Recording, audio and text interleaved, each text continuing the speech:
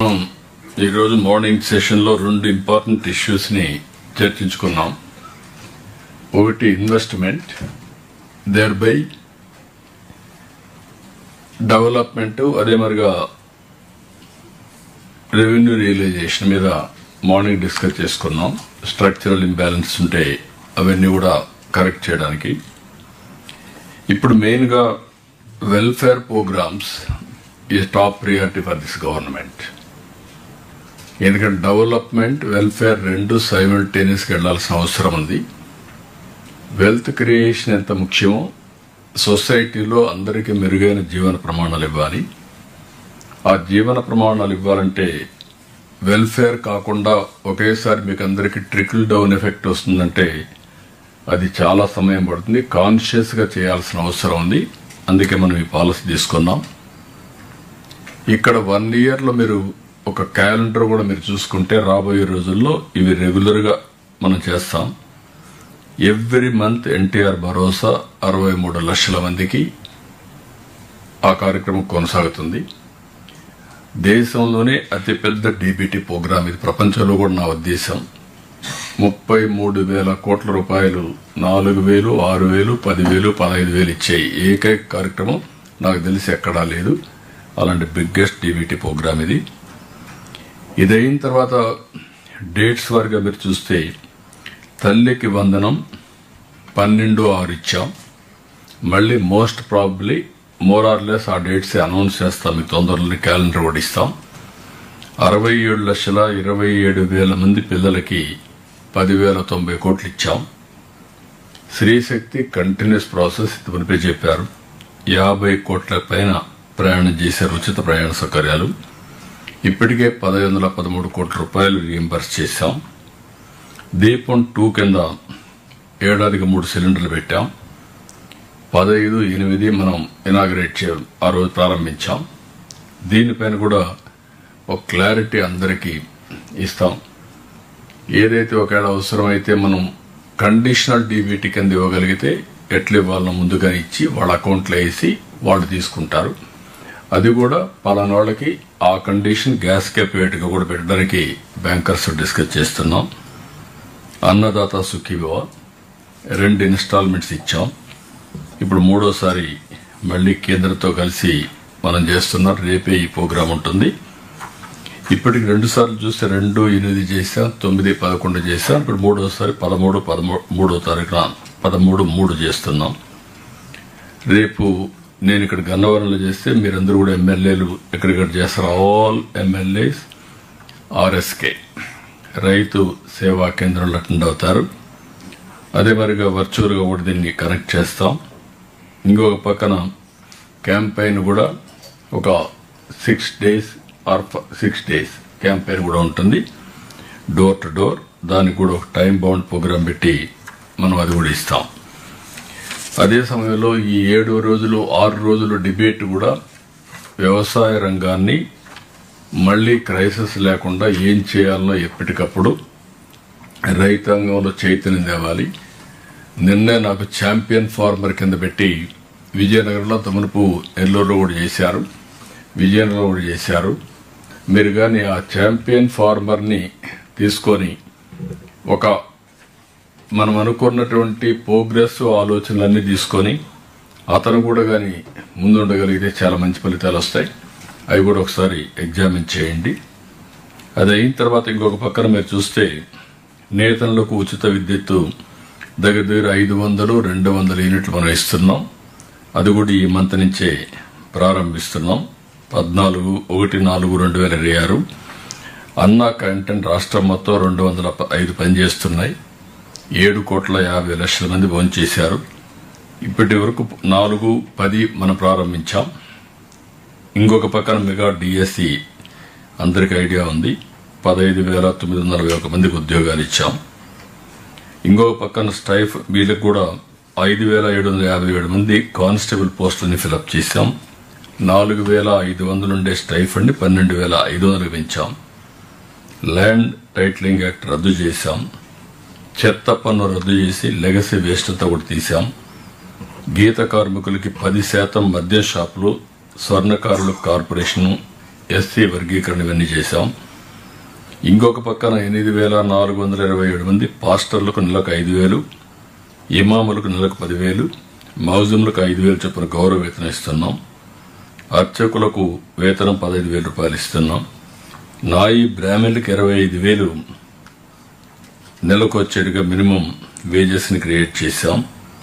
Junior లాయర్లకి 10,000 గౌరవ వేతనం ఇస్తున్నాం.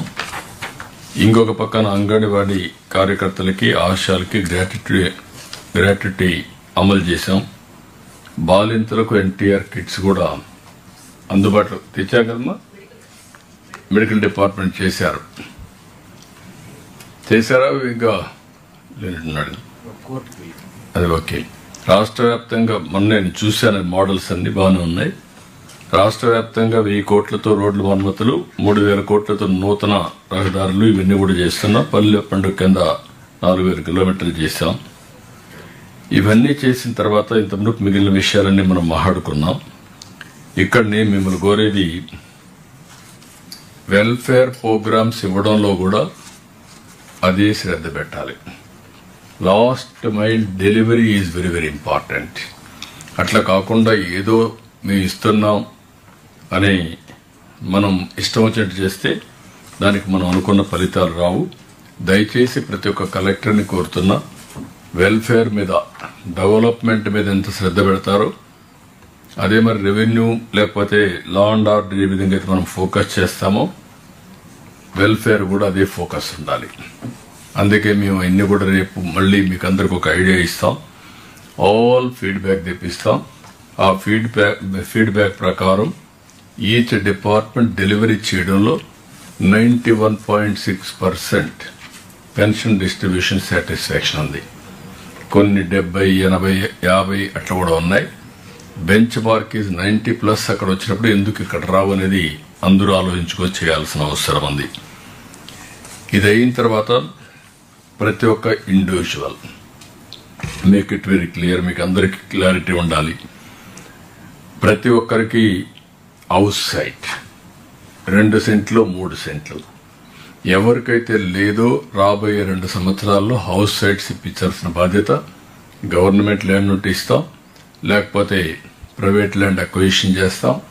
అది కూడా మనం కూడా క్లారిటీ ఇచ్చాం. పాతవి కొన్ని కాలనీస్ ఎస్టాబ్లిష్ చేశారు. అందులో ఎవరైతే ఇళ్లు కట్టుకున్నారో వాళ్ళు వదిలిపెట్టి, ఎవరైతే వద్దంటారో వాళ్ళన్ని క్యాన్సిల్ చేసి అక్కడే కావాలంటే 3 సెంట్లు ఇస్తాం, లేదు అది కూడా వద్దంటే వేరేది ఇక్కడ ఆల్టర్నేటివ్ సైట్ ఇస్తాం. దీన్ని అందరూ కూడా ఎన్యూమరేషన్ కంప్లీట్ కావాలి. హౌసింగ్ ఇప్పుడే చెప్పాడు, ఈ మంత్లోని ఉగాది కంటే ముందు 2,50,000 ఇండ్లకి గృహప్రవేశాలు చేస్తున్నాం. ఇవన్నీ కూడా పూర్తి చేస్తాం. ఇంకా మిగిలినట్టు కూడా మళ్ళా జూన్లో ఈ నెల ఒక 50,000 తగ్గాయి అనుకున్న లక్ష్యం కంటే. ఇది మీరు పికప్ చేసుకోవాలి. ఆల్ హౌసెస్ ను కంప్లీట్ చేసే పరిస్థితి రావాలి. Toilet, every family should have a toilet. There is no compromise. ఏ ఫండ్ కింద పెడతాం, ఎట్లా చేస్తాం అనేది మన డిస్కషన్ అది. కాబట్టి మీరు ఇది కూడా కంపల్సరీగా టాయిలెట్ కట్టడమే కాకుండా టాయిలెట్ యూజ్ చేసే మెకానిజం కూడా ఎస్టాబ్లిష్ చేయాలి. అదే మాదిరిగా వీలైనంత వరకు టాయిలెట్స్ కూడా క్లీనింగ్ కూడా మన ఏ విధంగా అయితే ఉందో రీప్లేస్మెంట్ అవసరం అయితే ఆ మెకానిజం పంచాయతీరాజ్ ఎస్టాబ్లిష్ చేసి దాన్ని కూడా ఉపయోగించుకోవాలి. అన్ని ఇండ్లకి పవర్ కనెక్షన్ ఉండాలి. అదే మరి వీలైనంత వరకు ఎస్సీ, ఎస్టీ, బీసీ అందరికీ సోలార్ కూడా ఇచ్చే పరిస్థితి రావాలి. దీన్ని కూడా ప్రమోట్ చేయాలి. ఎవ్రీ హౌస్ 18 months లోపల డిమాండ్ డ్రివన్ ఇంటర్నెట్ యాక్సెస్ ఉండాలి. అదే మరి 2 years లో ఎవ్రీ హోమ్ ట్యాప్ వాటర్ ఇవ్వాలి. అమృత్ కింద అర్బన్ ఏరియా, రూరల్ ఏరియా కింద జేజేఎం ఇది కూడా పూర్తి చేస్తాం. ఎవ్రీ హౌస్ గ్యాస్ కనెక్షన్ ఉంటుంది. ఈ 8 కంపల్సరీ. ఈ 8 అయిన తర్వాత ఎవ్రీ విలేజ్ లో ఇప్పటికే సీసీ రోడ్లు మ్యాక్సిమం వేసాం.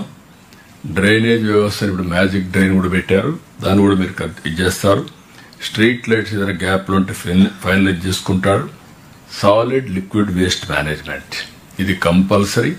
అన్ని గ్రామాలు పరిశుభ్రంగా ఉండాలి. రేపు రాబోయే రోజుల్లో వేస్ట్ ఎనర్జీ ప్లాంట్స్ వస్తాయి. డ్రై వేస్ట్ ఏదైతే ఉందో దానితో సెగ్రిగేషన్కి వెళ్తారు. సర్క్యులర్ ఎకానమీ పోవాలంటే సర్క్యులర్ ఎకానమీ పోతుంది. సర్క్యులర్ ఎకానమీ కూడా పనికిరాదంటే అది నేరుగా ఎనర్జీ కన్వర్ట్ చేయడానికి వేస్ట్ ఎనర్జీకి వెళ్తుంది. ఎట్ వేస్ట్ మాత్రం కాంపోస్ట్కి వెళ్తుంది. ఇది ఒక పద్ధతి పెట్టుకొని net zero is our concept. ఇంకొక పక్కన ఈరోజు రెసిడెన్షియల్ స్కూల్స్ మాట్లాడారు.